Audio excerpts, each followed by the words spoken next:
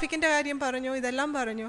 എന്തുകൊണ്ട് നിങ്ങൾ മറ്റ് സ്ഥലങ്ങളെ പോലെ സബ്വേസും പിന്നെ പാർക്കിങ്ങിനാണെങ്കിൽ പുറം രാജ്യങ്ങളെല്ലാം ഫ്ലാറ്റ് പോലത്തെ മൾട്ടി സ്റ്റോറീഡ് ബിൽഡിങ്സാണ് ഉണ്ടാക്കുന്നത്. അന്നേരം സ്ഥലമില്ലാത്തടത്ത് ഇങ്ങനത്തെ പുതിയ രീതികൾ എന്തുകൊണ്ട് കൊണ്ടുവന്നൂടാ?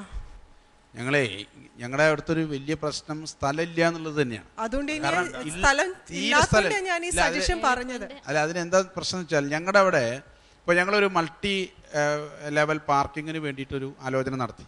പക്ഷേ ബന്ധപ്പെട്ട ടൗൺ പ്ലാനിംഗ് ഡിപ്പാർട്ട്മെൻറ്റൊക്കെ ആളുകൾ വന്ന് പറഞ്ഞത് അത് പ്രായോഗികമായി നടപ്പിലാവാൻ കഴിയില്ല.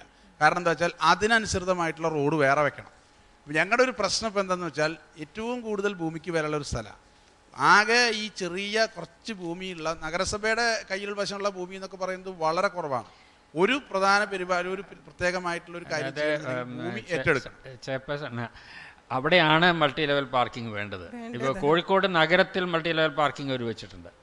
സ്ഥലമില്ലാത്ത സ്ഥലത്താണ് ഇതിൻ്റെ ആവശ്യം വരിക. അത് നിങ്ങളുടെ ടൗൺ പ്ലാനർമാരുമായിട്ട് ചർച്ച ചെയ്യണം. ഞങ്ങളെ ഒരു പ്രശ്നം കൂടി ഉണ്ട്. സാമ്പത്തികമായിട്ട് ഞങ്ങൾ വലിയ കുഴപ്പമില്ല എന്ന് പറയുന്നുണ്ടെങ്കിലും അതിങ്ങനെ അഡ്ജസ്റ്റ് ഇതൊക്കെ പബ്ലിക് പ്രൈവറ്റ് പാർട്ണർഷിപ്പിൽ ചെയ്യാം. അത് ഞങ്ങൾ ആലോചിക്കുന്നത്. അതെ, ഒരു ഏക്കർ സ്ഥലമുള്ളിടത്ത് നിങ്ങൾ ഏതായാലും പാർക്കിംഗ് പ്ലാൻ ചെയ്യുന്നുണ്ട്.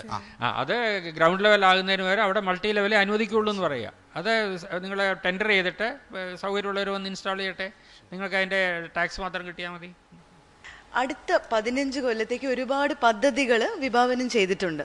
ഇതിനൊക്കെ എത്ര ഇൻവെസ്റ്റ്മെന്റ് വേണ്ടി വരും എന്നുള്ളൊരു കണക്ക് കൂട്ടൽ ചെയ്തിട്ടുണ്ടോ? എത്ര ഇൻവെസ്റ്റ്മെന്റ് വേണ്ടി വരും എന്നുള്ളത് നമുക്കൊരു ഐഡിയ ഉണ്ടോ? ഏകദേശം 200 കോടി രൂപയെങ്കിലും ഇപ്പോഴത്തെ ഗുരുവായൂരിൻ്റെ സാഹചര്യത്തിൽ 200 കോടി രൂപയുടെയെങ്കിലും വികസന പ്രവർത്തനങ്ങൾ നടത്തേണ്ടതായിട്ടുണ്ട്. അതിലേറ്റവും പ്രധാനം ഭൂമി ഏറ്റെടുക്കൽ തന്നെയാണ്. ഞങ്ങളുടെ അവിടെ ഒരു ഭൂമിക്ക്, ഒരു സെൻറ്റ് ഭൂമിക്ക് വില ഏറ്റവും ഉൾപ്രദേശത്ത് പോലും 5 ലക്ഷം റുപ്യയാണ്. 5 ലക്ഷം റുപ്യ കൊടുക്കാണ്ട് ഒരു സെൻറ്റ് ഭൂമി പോലും ഉൾപ്രദേശത്ത് കിട്ടില്ല. അപ്പോൾ ഞങ്ങൾക്കിപ്പോൾ ഒരു സ്റ്റേഡിയം വേണം, ഞങ്ങളുടെ ആഗ്രഹമാണ്. ഞങ്ങൾ നഗരസഭാ ഓഫീസിനോട് ചേർന്നിട്ടുള്ള കുട്ടികളുടെ ഒരു ചിൽഡ്രൻസ് പാർക്കുണ്ട്.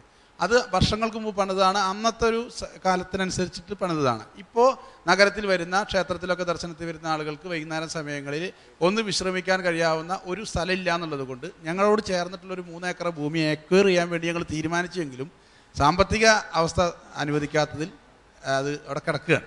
അപ്പോൾ ഇത് സംബന്ധിച്ചിട്ടുള്ള എല്ലാ കാര്യങ്ങളും ചർച്ച ചെയ്തിട്ടാണ് ഈ ക്ലീൻ ഗുരുവായൂർ പദ്ധതിയിൽ പെടുത്തി പൊതുജനങ്ങളുടെയും സഹകരണത്തോടു കൂടി നടത്തണം എന്ന് തന്നെയാണ് ഉദ്ദേശിക്കുന്നത്. അപ്പോൾ അതിനുള്ള സ്ട്രാറ്റജി എന്താണ്? ഈ സ്വന്തമായിട്ടുള്ള വരുമാനം വർദ്ധിപ്പിക്കാനും പിന്നെ ഫണ്ടിങ് സോഴ്സുകൾ കണ്ടെത്താനും ഇപ്പോൾ UIDSSMT പ്രോജക്റ്റുകളുണ്ടോ? ഉണ്ട്. 2 പദ്ധതിക്ക് ഞങ്ങൾക്ക് പൈസ കിട്ടി. ഒന്ന് കുടിവെള്ളത്തിന് 50 കോടി കിട്ടിക്കഴിഞ്ഞു. ഇനി ഖരമാലിന്യ സംസ്കരണ പ്ലാന്റിന് സംസ്ഥാന ലെവൽ സാങ്ഷൻ കമ്മിറ്റി ശുപാർശ ചെയ്ത് കൊടുത്തിട്ടുണ്ട്. 5.5 കോടി രൂപയുടെ പദ്ധതിയുണ്ട്. അപ്പോൾ എങ്ങനെയാണ് മീറ്റ് ചെയ്യുന്നത്? നമുക്ക് ഫണ്ടിങ് കുറച്ച് കിട്ടുന്നുണ്ട്, അതല്ലാണ്ട് ഒരുപാട് ഗ്യാപ്പ് വരുന്നുണ്ട്. അപ്പോൾ ആ ഗ്യാപ്പ് നമ്മൾ എങ്ങനെയാണ് മീറ്റ് ചെയ്യാൻ ഉദ്ദേശിക്കുന്നത്?